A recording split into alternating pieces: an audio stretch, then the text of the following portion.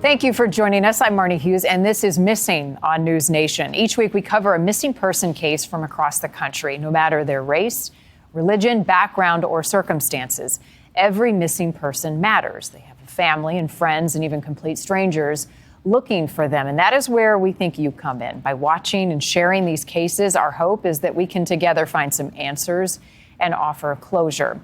This week's featured case centers around a 16-year-old boy who his parents say loves playing sports and is always on the go. But a strange morning a little over a year ago has investigators puzzled.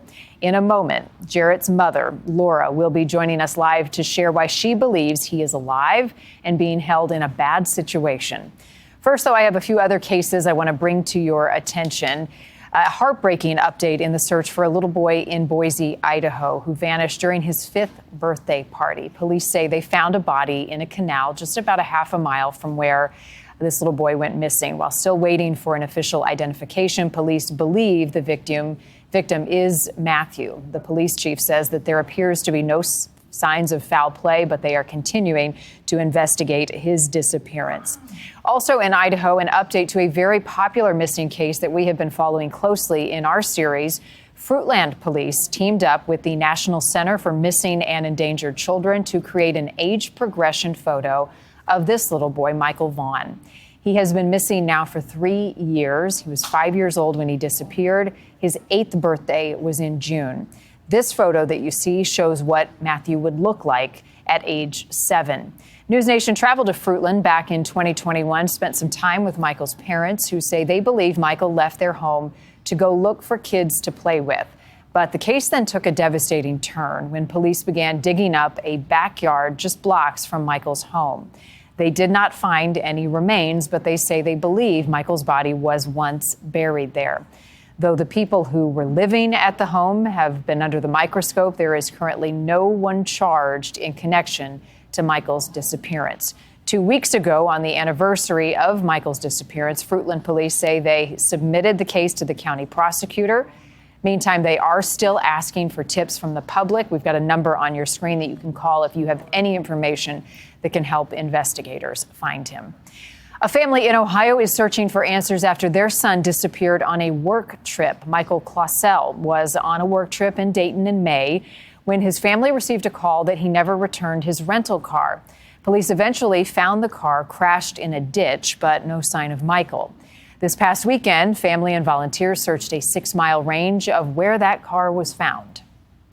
It's not like him. Normally he would call in about a week or two, but it's been 3 months and we hadn't heard anything. You know, just want answers and trying to be optimistic and hopeful, that, Lancer, will provide us with the answers today. Yeah, so it's just providing us with some hope. Unfortunately, that search has yielded no updates so far, but if you have information that can help, contact police. We have a number on your screen. Let them know what you know to bring him home to his family. Now to this week's featured case out of a small ranching town in Arizona. And when the tight-knit community marked the 4th of July this summer, for one family, it was anything but a celebration.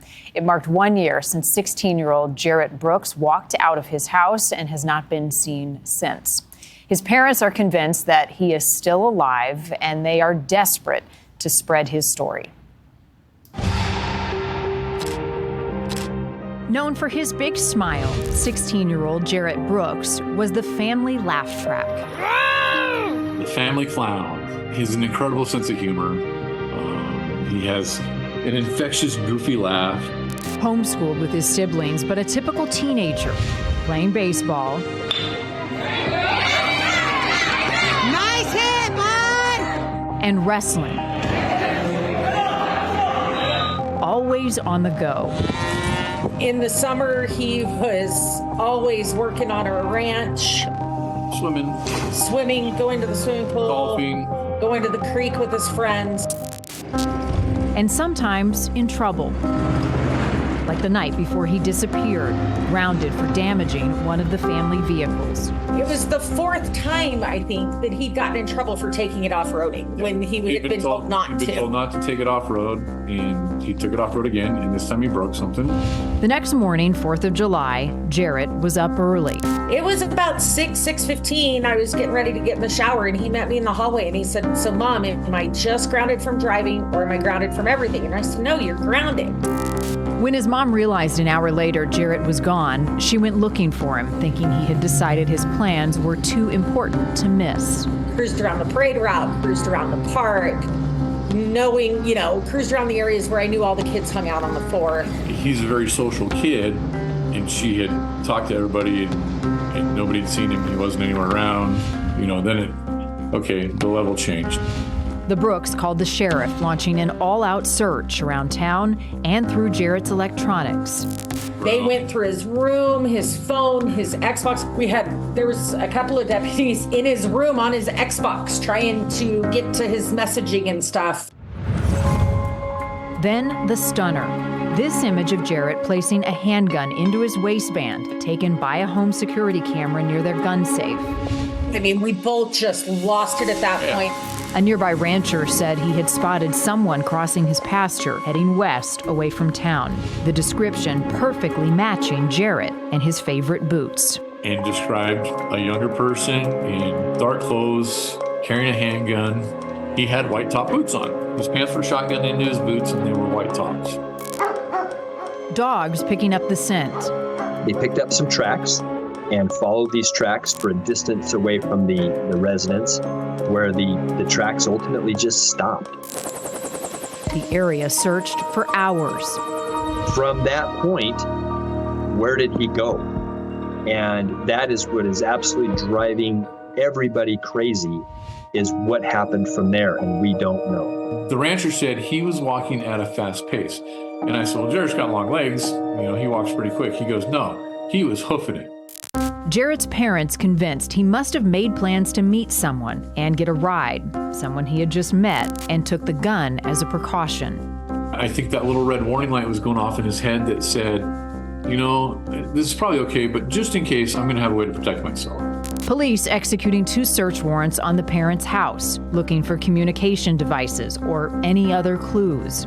Also looking into any possible connection to a case in 2004, in which Brian and Laura Brooks accepted plea deals on charges of public sexual indecency, fueling online theories that Jarrett left to escape sexual abuse. 100% false. Unequivocally false. You can ask. DCS has been here DCS twice in the has been last here. year. Our kids have been forensically interviewed.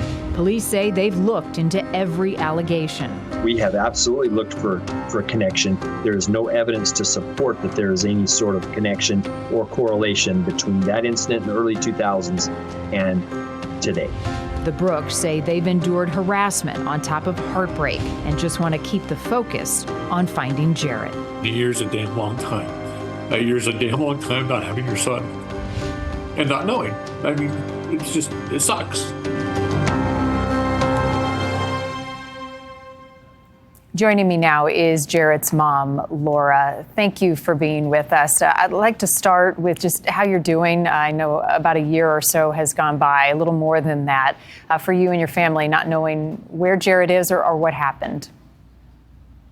Well, first off, thanks for having us and getting a story out there. That it means a lot.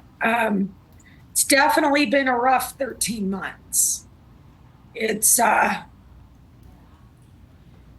some days it's hard just to get up and go on with your day, but you've got to get up and you've got to research and what haven't we done and what more can we do and how do we take that next step? And have you had any leads, Laura, in these 13 months that have given you promise or been able to help you piece some of this puzzle back together? Unfortunately, no. Every time a lead comes in, you get that adrenaline rush, that high, like, oh my gosh, this really could be him. You get a picture sent and you're like, oh, we really have to look at this one. And of course, everyone has not been him. And so then you go to that lowest of lows where you're just like, it wasn't him. but then that hope that the next one's gonna be him. So we do receive leads all the time. I know for a fact within the last 2 weeks, the sheriff's office has had 2 or 3 different leads come in. Of course, they haven't been him, but we are still getting it out there and people are aware that he's missing. But we also have people that live, even within 30 miles of us, and they're like, I didn't even know he'd been missing, and he's been gone for 13 months. Yeah, I want to point our folks at home's attention to the screen and all of these possible sightings. So as we go through this list, some in Texas, others in New Mexico, Arizona, California, even as far east as Georgia, and then Colorado is on the screen. Has anything come of any of these, and do you have any hope in any of these sightings? Walk us through how these have come about. So it's all a variety of different ways. We've had tips come in from National Center for Missing and Exploited Children. We've had tips that went straight to the sheriff's office, tips that went to the private investigator. I get sightings sent to me, Facebook messages. They reach out with pictures. I believe I saw your son, or even just words. Our biggest thing right now is if you think you see him, get a picture and call local law enforcement. We'd rather be safe than sorry. And we've had it happen multiple times where there was one in Texas. I don't remember which one in Texas. They contacted me. I'm the one that reached out to the local law enforcement there, explained the situation to the detective. He went right out. He called me from there and he said, look, unfortunately, it was not your son. But once I showed him the picture of your son and explained the situation, they could see the resemblance. And now they're praying for you. And so are we. And I'm going to hand out his flyers to all my deputies, and we're going to keep a lookout. Yeah, that's our hope, is the more people that see it, share it, that we're able to make that connection for you. Laura, what strikes me about Jarrett's disappearance is it happened on July 4th. And the reason that's important is many of us know what we were doing on July 4th, right? We are aware we're gathering with family and friends. We're celebrating, probably off work. And so I'm hoping that rings a bell for somebody's memory. Let's go back through the timeline of July 4th. And I know we've got a graphic to support that. As early as 6:15 in the morning, you have a conversation with Jarrett about him being grounded. Take me back to that moment, and then as we go throughout the next few hours. Absolutely. So I was headed to get in the shower. Of course, it was July 4th, and his younger sisters had plans to go have breakfast with their friends and then go to the parade. So he knew I was up early and I was headed to the shower. He stopped me, and, that's when he asked, am I grounded from everything or just the driving? And I'm like, no, you're grounded from everything. So I proceeded to get in the shower. All the kids know I'm the softie. I'm also the hard one, but I'm the softie. And, I'm in the shower and I'm like, I can't let him miss all this stuff. We're more of a different family. We don't necessarily celebrate the 4th of July all throughout the day together as a family. The kids normally go and do their own thing here in town, small town. We don't worry about them. But then we all come together at night and we all go to the fireworks together. So I got out of the shower. I noticed he wasn't right there. I assumed he'd taken his dog outside, getting the girls ready. And then I realized, wait, here's the dog. He's not here. So then I kind of started looking, realized couldn't find him, took the girls, dropped them off at their friend's house, figuring typical teenage boy. He said, you know what? I'm still going to go to the parade. Mom's not going to let me, ruin my day. So after I dropped the girls off, I then went through town. Town is 2 miles wide. We're a small town. Cruised around, ran into people, asking everybody where he was. Nobody'd seen him. After a couple hours of that, that's when I went, something is totally off. And that's when you called the police. So around 12:30, you reach out to the sheriff. Yeah. Yeah, well, and first, about 11:30, I posted on Facebook, has anybody seen Jarrett? Because, I'm talking to people, but it's 4th of July. Everybody's busy. They're doing their things. So I posted on Facebook, and when nobody, everybody's like, no, we haven't seen him since yesterday. That's when, reached out to the sheriff's office.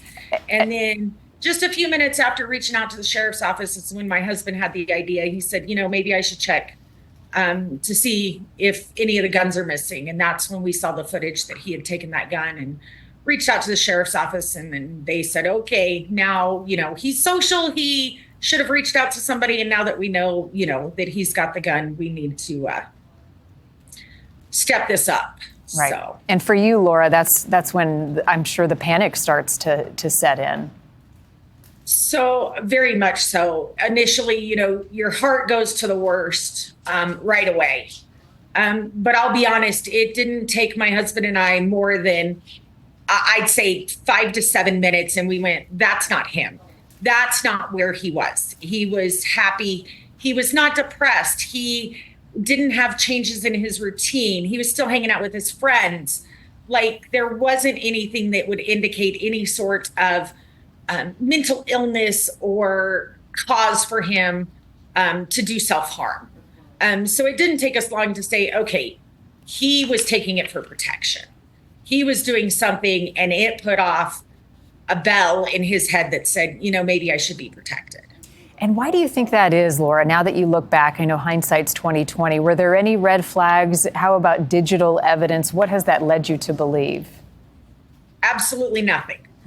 Absolutely nothing. There is nothing we have found in any of his electronics, any of his social media accounts, anything like that. There is nothing that shows anything. So if he did do something, one of two things. Either he had, a burner phone, which I'd known what burner phones were. I never realized teenagers had them. Come to find out, we live in a super small town, and tons of the teenagers here have burner phones. So he could have had one of those, or he used a friend's phone, or made connections with somebody in person. Yeah, just doesn't add up. We interviewed, and it was part of the piece there, but I want to share a little more with our audience at home, Chief Deputy Brian Swanty, about your son's disappearance and case still being actively investigated. And here is a clip of him talking about the search and the dogs tracking Jarrett's scent. So the tracks leaving the residence went to the west of the residence, out into an open field, and there's multiple fences and whatnot as you break up pastures. He'd headed approximately 2 miles away from the house that they followed track and maintained scent, and it just stopped. There really wasn't anything in particular in that area where it stopped. It was near a road, but not right at a road. And there's theory that he double backed. There's theory that he got picked up by a car, but no evidence to support either one of those things. So, Laura, a moment ago, you mentioned you had thought maybe he headed to town to go to the parade. The dogs track him going west, the opposite direction from town. It's about 2 or so miles. What else is out there, and had he ever been out there before? There's nothing else out there. There's a couple of houses. I'm going to be honest, I went out there for the first time just last week. It's the first time I can honestly say I've ever been out that direction. There's nothing. There's a couple of houses, sporadic houses. It's the road that the semis go down to haul trash to the landfill. But other than that, it's desolate. There's not trees. Pretty desolate out there. Yeah, just there's no reason anybody would have a need to go out there. The other thing we asked the chief deputy about was the status of the case. Let's play that for folks at home. In fact, there has been no sign of life. There's been no indications that of life. Unfortunately, we have to look at this as it's a homicide.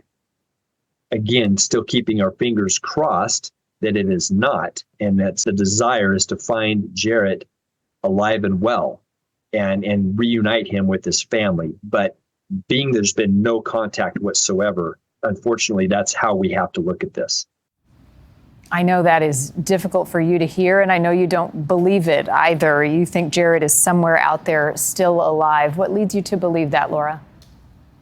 It is very difficult to hear, but we're realists and we know it's for sure a possibility. I am asked all the time. A mother has a great intuition when it comes to her kids. I've had gut feelings, about my kids in the past, and they're typically true. My gut tells me he's out there, but he's not safe. He's in a bad situation and he just can't get out. And so we need to come together to help him out of that bad situation. What do you know, Laura, about anybody he was in communication with or the crowd he was running with? You mentioned a number of times it's such a small town. I think everybody probably knows everybody or is associated somehow. Any concerns there? No. He's a typical teenager. He dabbles in, let's see what I can get away with. He was vaping. We knew that. Been caught multiple times, trying to teach him the dangers of that and keep him away from it. But we knew he was doing it. He was sneaking around. Typical small town. Kids think they can get away with everything, but everybody knows everything. But do I think it was anything dangerous or super harmful? No. No concerns with that. Social media plays such an important role in these cases and spreading the word. People see the story, share it. In your case, it has also hindered the investigation, according to the sheriff, and hampered things. And it goes back to this 2004 charge of public sexual indecency. I know the pain of those assumptions online and the allegations has caused the investigation, caused you and your family. Even putting it out there, I think, takes you in a step in the wrong direction, but important to address it. I wanted to give you an opportunity to talk about that and how it has sidelined some of the important investigative avenues of this case. Of course. It has brought resources and attention away from Jarrett actually missing. All of these things that are brought, to the sheriff's office, which I'm grateful. Please contact the sheriff's office if you have information. But when you don't have true information, it's definitely not worth taking these resources away from what's really important, which is finding Jarrett. The sheriff's office has investigated. We have been open with them from day one. We have opened our homes to them day one. We've been an open book. We have a working relationship with them. They have thoroughly looked into that old case. And I just want to add to that, we have talked extensively with investigators as well, and they echo what you're saying, that there is no connection here, and they'd like to move forward with the investigation and bring Jarrett home. Your story and Jarrett's missing case has prompted a lot of interest, even from our online community ahead of us interviewing you. And I wanted to read just a couple of viewer questions and interest. This is from C in Montana, and they want to know, where did your son drive the truck the few days before, and how bad was the damage, and could he have met someone working at that ranch? So it was July 3rd when he drove it. He was literally just east of town. He had a couple of friends with him, friends that we know of, friends we've talked to since then. He was just east of town when he did that. He wasn't far. And the damage to the vehicle, literally, it's like $100 part, $150 part. That we can repair here at home. So it was more the principle of the matter, not the cost of the repairs. Got it. Susan from Oklahoma wants to know more about the drone searches of the area. Did anything turn up in terms of evidence or anything else? No. We had multiple drone searched extensively, and they turned up nothing. Leslie from Arkansas says, it's been more than a year. Why haven't we heard about him until now? Has getting coverage for your son's disappearance been a challenge? And if so, why? It has been a huge challenge. The number one reason is because he did leave with a handgun. At that point, there's a lot of people that won't help, won't publish. They won't help to spread the word because it takes a different turn. So I think, unfortunately, what's now in our favor is it has been 13 months. So they don't see him as that imminent danger now. So we are able to get his story out there a little bit easier. Yeah, I know you believe in your heart he's out there, that he hears this, sees this, and if there is something nefarious happening, that those who are involved come forward and give you the answers you need. Tell us a little bit about Jarrett, what you miss most about him, what you would say to him if he were in front of you today. Oh, I'll tell you the thing I miss the most is his, teenager side hugs when he was leaving the house. Love you, Mom. I'll be safe. I know. Stay out of trouble. That's huge. I miss him picking on his siblings. He, typical older brother at home. Yes, he was the middle child, but he's the oldest at home. And he just, the constant bickering with his siblings and picking on him. Miss that huge. Life of the party. He caused all the laughs at the dinner table every night. He greatly missed. I know a hole is in your heart. Thank you for coming on and talking to us, Laura. And I hope that this story gets shared far and wide so you get the answers you need. And most importantly, Jarrett is back with you soon. Thank you so much. Thank you for having me. We have another picture of Jarrett Brooks. Take a good look and share it with your online community. If you have any information that can help in bringing him home and authorities in the ongoing search and investigation, you can contact the Navajo County Sheriff's Office. They are investigating, and it is an ongoing investigation. You can contact them at 928-524-4050. Next week in our Missing series, the unthinkable happens to a Colorado family when a mother of 4 vanishes. Casey Yoder disappeared January 14th, the day after having a mental health emergency. She set off on foot, but took car keys and a small backpack with her, and she has not been seen since. And I called Evan right away, and I was like, Casey's not here. Why didn't you go looking for her? I was pretty mad at him. I was like, why didn't you go looking for her after what happened the other day when she did that and walked off and went and hid? Coming up next week, after NewsNation started asking questions about this case, the sheriff's deputies making their first public release on Casey's disappearance in months. And we have new exclusive details from the private investigator on the case, giving their very first interview. If you have a missing person case you think we should be looking into, scan the QR code on your screen. And you can also check out other cases that we are currently investigating and submit tips by going to our website, newsnationnow.com. I want to thank Laura again for joining us in the continuing search of her son, Jarrett. I'm Marni Hughes in Chicago. This is Missing on NewsNation. As always, thank you for watching.